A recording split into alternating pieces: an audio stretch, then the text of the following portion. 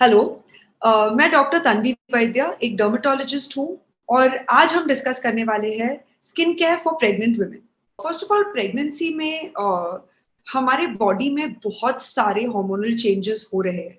So don't be worried, ज़्यादा stress मत लेना इन चीज़ों का, क्योंकि इतने सारे जब हार्मोनल चेंजेस होते हैं, कुछ ना कुछ आपके स्किन में या आपके हेयर में ये चेंजेस बहुत ऑब्वियसली होने वाले हैं।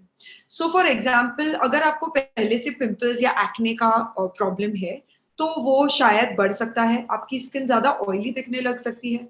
पिगमेंटेशन एक बहुत बड़ी प्रॉब्लम होती है प्रेगनेंसी में। और कभी-कभी क्लोएज़्मा या फिर we call it mask of pregnancy, मतलब नोज़ पे या चीक्स पे आपको पिगमेंटेशन पहली बार डेवलप हो सकता है या आपको पहले से होगा तो वो बढ़ सकता है। आपके अंडर आर्म्स में पिगमेंटेशन ज़्यादा हो सकता है, आपके ग्रॉइन एरिया में, प्राइवेट एरियाज़ में पिगमेंटेशन ज़्यादा हो सकता है। बट वेरी ऑफ़न प्रेगनेंसी के बाद ये खुद से भी थोड़ा लाइटन होता है, पूरी तरह से भी नॉर्मलाइज़ हो सकता है। अनदर इश्यू जो बहुत कॉमन इश्यू होता है is stretch marks. Stretch marks बहुत कॉमन होते हैं। जब आपका स्किन स्ट्रेच हो रहा है एंड आफ्टर प्रेगनेंसी जब वो दोबारा नॉर्मल साइज़ पे रिटर्न होता है, तब ये स्ट्रेच मार्क्स बहुत एविडेंटली दिखने लगते हैं। Another problem is post pregnancy आपको हेयर लॉस शायद बहुत ज़्यादा हो सकता है। सो ड्यूरिंग योर प्रेगनेंसी आपकी हेयर डेंसिटी काफ़ी थिक दिखती है एंड आफ्टर प्रेगनेंसी सडनली आपको काफ़ी सारा हेयर फॉल नज़र आता है, बहुत सडनली। बट अगेन ये भी with in a years time normalise हो जाता है। इस तरह और भी काफ़ी प्रॉब्लम्स हो सकती है प्रेगनेंसी में, but these are some of the common problems. कभी-कभी लोगों को स्वेलिंग होती है फीट में या हैंड्स में या फिर फेस में, और थोड़ा पफिनेस हो सकता है, थोड़ा रेडनेस हो सकता है, हॉट फ्लशेस आ सकते हैं। All of these are common problems जो प्रेगनेंसी में आती हैं। For most of these causes, in most of these problems, the cause is hormonal problem, hormonal changes, because obviously आपकी body is going through a real roller coaster ride of hormonal changes. So आप एक नया life create कर रहे हो आपके अंदर, और उस लाइफ को सपोर्ट करने के लिए जो hormonal surges होते हैं बॉडी में, it will definitely have a lot of effect on your skin and hair. So don't stress about it. Accept it as a part of this beautiful creation process. Another issue जो particularly stretch marks क्यों होते हैं is because of the sudden stretching of your skin, and when that skin goes back to its normal size. First and most important thing in pregnancy is to moisturize. So even in terms of your stretch marks, in terms of your facial skin, or everywhere, the most important thing is कि आपको moisturize करते रहना है, ताकि for one आप stretch marks at least कुछ हद तक prevent कर सकते हो। And for your face, आपको थोड़ा lighter moisturizer use करना है compared to your body, ताकि आपको ज़्यादा oiliness ना हो, ज़्यादा आपका acne combat हो। अदर देन दैट आप एक फिजिकल सनस्क्रीन यूज कर सकते हैं। केमिकल सनस्क्रीन प्रेगनेंसी में सेफ नहीं होते। सो एक फिजिकल सनस्क्रीन यूज कीजिए to sun protect and to counter pigmentation, जो एक बहुत बड़ा इशू हो सकता है आपके प्रेगनेंसी के टाइम पे। आप विटामिन सी सीरम यूज कर सकते हैं, again to deal with pigmentation and for general skin care. These are some very basic things that I would suggest. Other than that, अगर आपको कोई स्पेसिफिक स्किन कंसर्न्स हो, like अगर आपको acne हो, तो कुछ इंग्रेडिएंट्स होते हैं जो प्रेगनेंसी में भी सेफ होते हैं, जो आप सेफली यूज कर सकते हैं। सो यू नो, ये जो एक बिलीफ होती है कि प्रेगनेंसी में कोई भी एक्सटर्नल चीज यूज मत करो, कोई भी क्रीम मत यूज करो, कोई ट्रीटमेंट मत लो, ये एक मिथ है।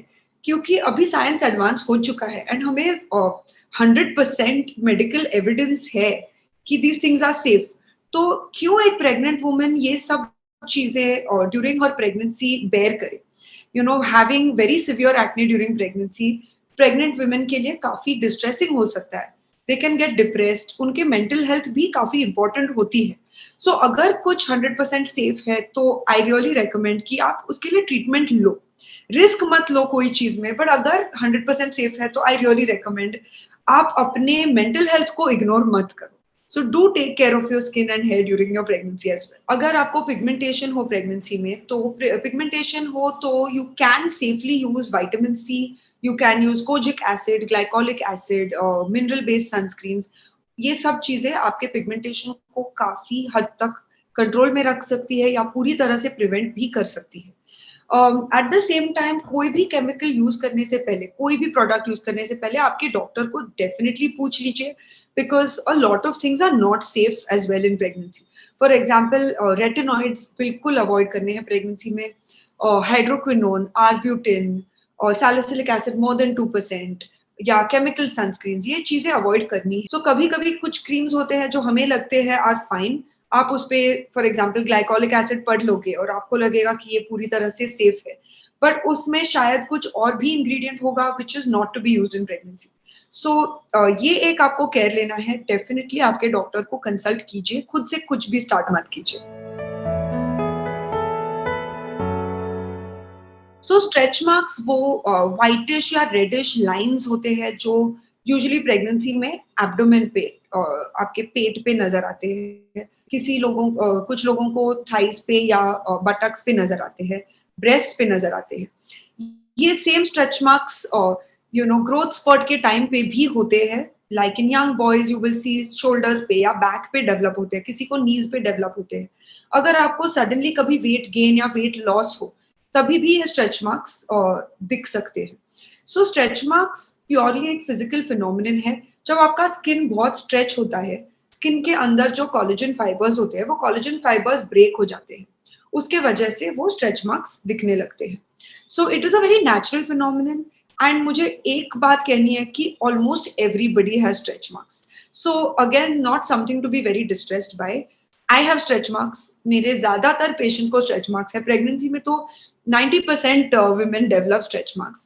So do not get stressed out by them. That is the most important thing I would like to firstly say about stretch marks before we get to the treatment part of it.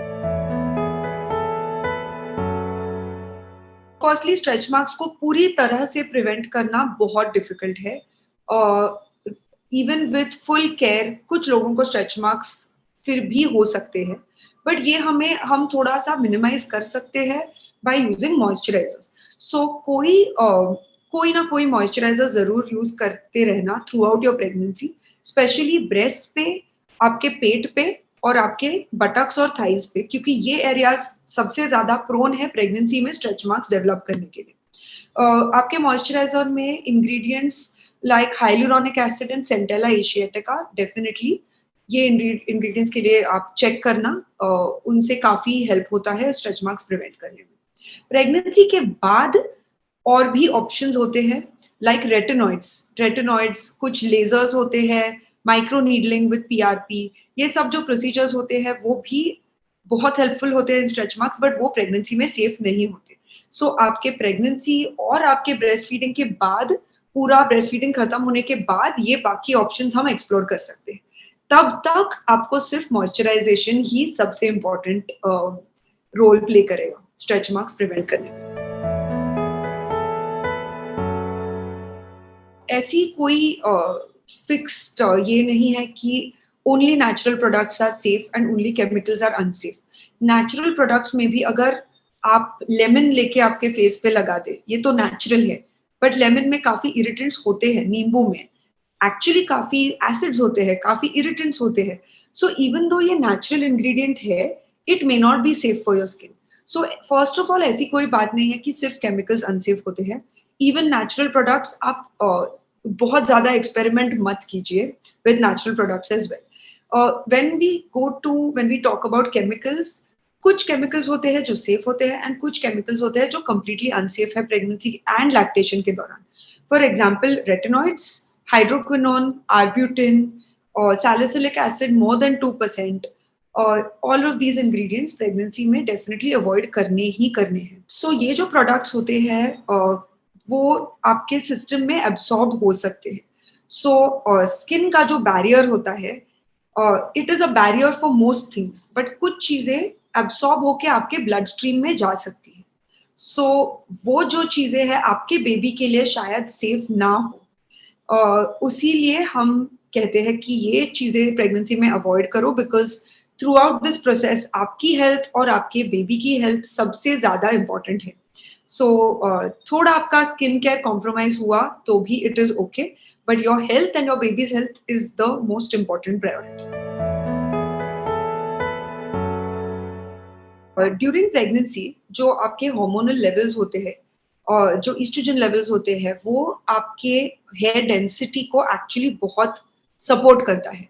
सो आप आपके pregnancy के दौरान आपको notice होगा कि आपका hair बहुत dense हो रहा है, आपका हेयर फॉल बहुत कम हो चुका है। दैट इज बिकॉज आपके मेजॉरिटी हेयर ग्रोथ फेज में है because of oestrogen. But delivery के बाद विद इन 2 to 3 months आप रियलाइज करेंगे आपको सडनली बहुत ज्यादा हेयर फॉल हो रहा है एंड ये बहुत डिस्ट्रेसिंग हो सकता है। लोगों को लिटरली क्लम्प्स ऑफ हेयर उनके हाथों में मिल जाते हैं कोम्बिंग के बाद। पेशेंट्स बहुत डिप्रेस हो जाते हैं ये देख के और उनको लगता है at the end of it मैं पूरी की पूरी I will lose all my hair. But this is also this is not going to last. ये एक बहुत टेम्पररी फिनोमिनन है। Within maximum 1 year's time ये हेयर फॉल कम हो जाता है। सो एक साल भर में ये इशू नहीं होगा एंड आपका हेयर फॉल कम हो जाएगा और आपका हेयर डेंसिटी भी दोबारा आपके प्रीवियस प्री प्रेगनेंसी लेवल्स तक दोबारा रीच हो जाएगा। Now one thing that you can do during this phase is आपका डाइट और एक्सरसाइज आपको ज्यादा से ज्यादा सपोर्ट करना है। जितना पॉसिबल है high protein protein rich diet खाना है आपको। आपको ज्यादा फ्रूट्स और आपको ज्यादा वेजिटेबल्स खाने हैं। अगर ये आपके डाइटरी रिक्वायरमेंट्स मीट नहीं हो रहे हैं उसके लिए आप सप्लीमेंट्स भी ले सकते हैं। बट इर्रिस्पेक्टिव टेंशन मत लीजिए। ये चीज एक ऐसी चीज है जो नॉर्मलाइज होने वाली है and post pregnancy hair loss expected है। इसका टेंशन लेके आपको ज्यादा हेयर लॉस नहीं करवाना है। सो डेफिनेटली स्ट्रेस मत लीजिए।